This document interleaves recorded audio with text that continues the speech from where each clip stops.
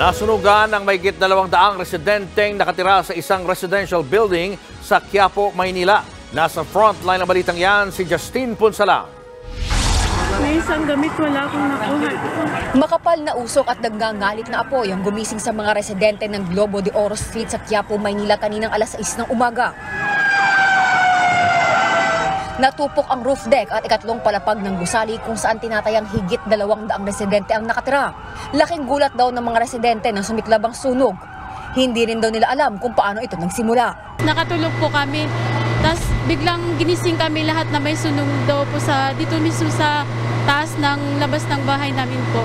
Tapos biglang lumabas po kami. Tapos yun, tumataas na po yung lakas ng apoy. Hindi namin alam yung gagawin namin. Mag-aalas 8 ng umaga, tuluyang naapula ang sunog.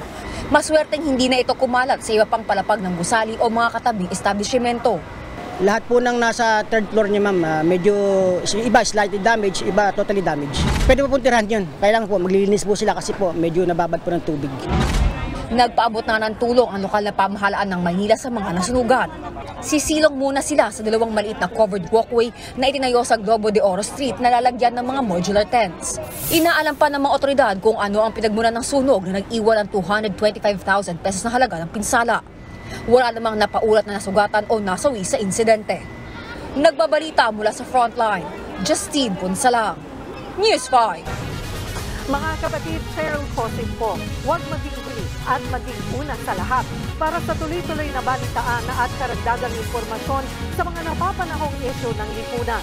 Tumutok lamang at mag-subscribe sa social media pages ng News 5.